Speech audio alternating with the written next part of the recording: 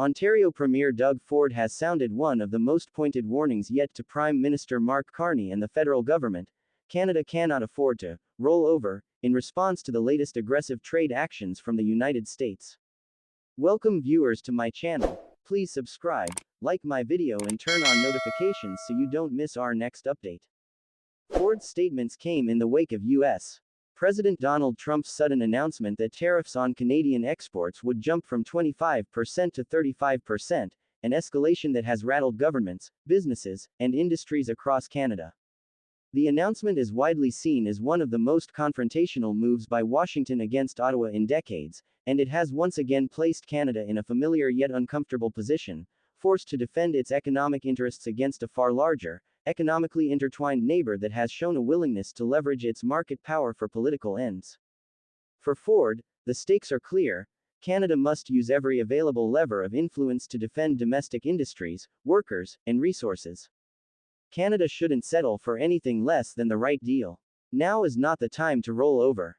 We need to stand our ground, he said in a sharply worded statement posted on social media Thursday evening.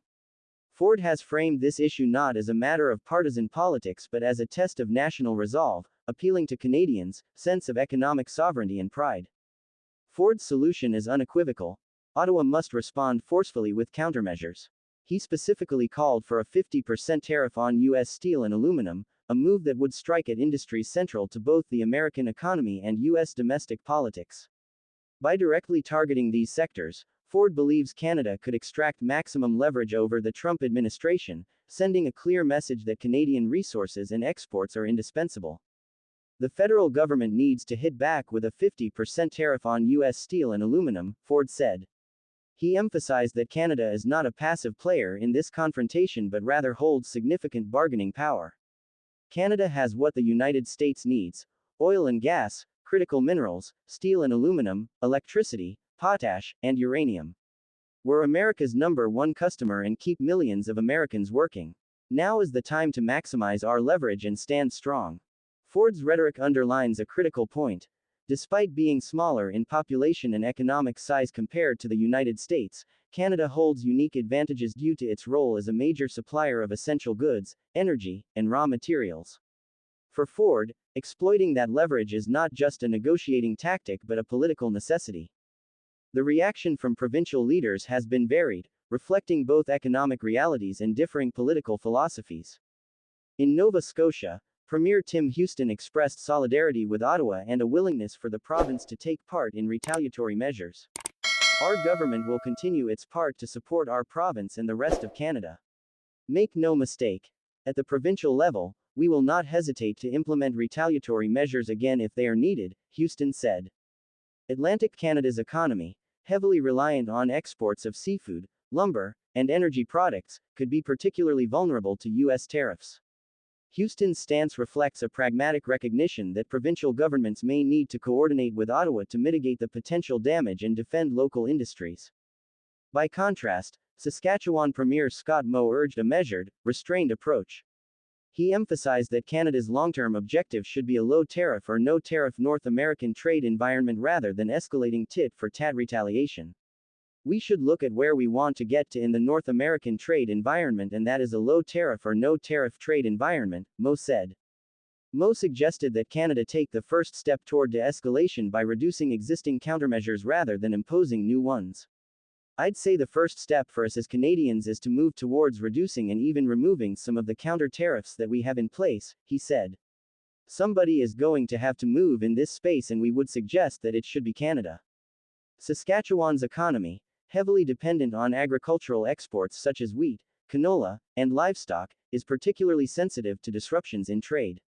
Retaliatory tariffs risk raising input costs for farmers while inviting counter-retaliation from U.S. buyers, which could have ripple effects throughout the provincial economy. Moe's caution reflects the need for balance between defending national interests and protecting local economies from unintended consequences. Amid these provincial debates, labor voices have pressed for a more assertive approach. Lana Payne, president of UNIFOR, Canada's largest private sector union, echoed Ford's call for firmness, emphasizing the need to protect workers and industries vulnerable to U.S. tariffs. I agree with Premier Ford that we have to be prepared to use any and all leverage to win as much as we can in these circumstances. And I believe Canada has more strength and more leverage than any other nation in dealing with the United States, Payne told Global News. Payne stressed that Trump is unlikely to relent unless confronted directly. The president will continue to demand more and more, and so we have to draw a line in the sand and push back hard, but also make sure that we're protecting these workers and these industries. Her approach goes beyond simple tariffs. She suggested a range of potential strategies, including export controls, stockpiling critical minerals, and other measures that could increase Canada's negotiating power. It can be more retaliation in terms of tariffs on the US. It could mean export controls. It can mean that we stockpile critical minerals. It could mean any number of things.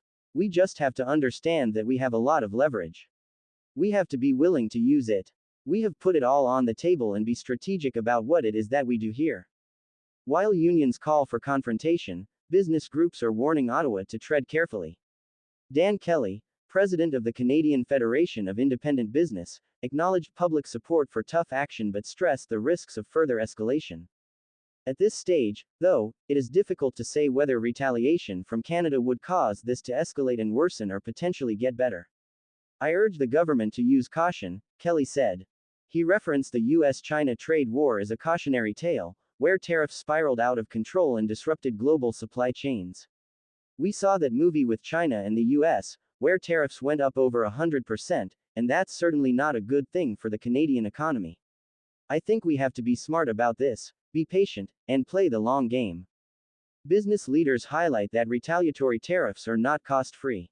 They can increase prices for imported goods, raise production costs, disrupt supply chains, and harm small businesses that do not have the scale to absorb sudden cost increases.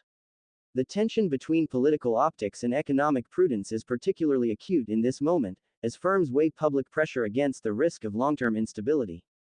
Canada has faced similar trade dilemmas before. During Trump's first term, U.S. tariffs on Canadian steel and aluminum sparked retaliatory measures from Ottawa, targeting American exports ranging from whiskey to orange juice. While the tariffs were eventually lifted after months of negotiation, the episode left scars and highlighted the fragility of Canada-US trade relations.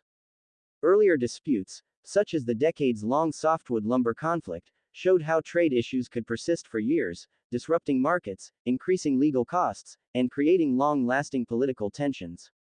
These precedents offer a roadmap, and a warning, for how Ottawa might navigate the current escalation. The stakes of the current trade escalation are enormous.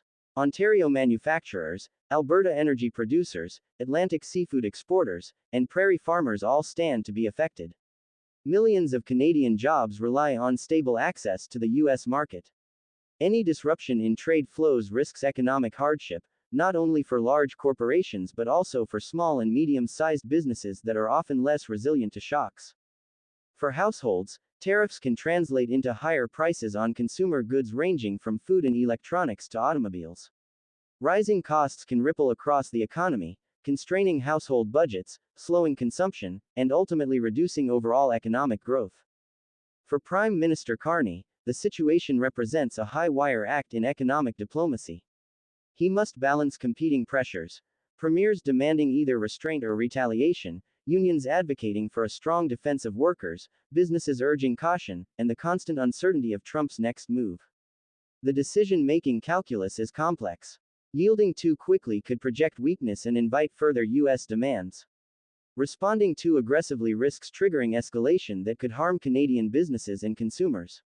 Finding a path that maintains leverage while minimizing collateral damage is the central challenge facing Ottawa. With tensions mounting, Canada's next steps will be closely watched both domestically and internationally. Ford's call for strength resonates with Canadians frustrated by perceived U.S. bullying. Mo's caution appeals to those worried about self-inflicted economic harm. Payne emphasizes the human stakes and the protection of labor. Kelly urges strategic patience. One thing is certain: Canada's response will not only influence the immediate economic landscape but will also have long-term implications for trade policy, North American relations, and Canada's position in the global economy. As Trump continues to push for concessions, Ottawa must decide whether to confront, negotiate, or strategically delay. Each option carries risks and opportunities. The choices made now will define not just trade relations with the United States but also Canada's broader economic sovereignty and political credibility in the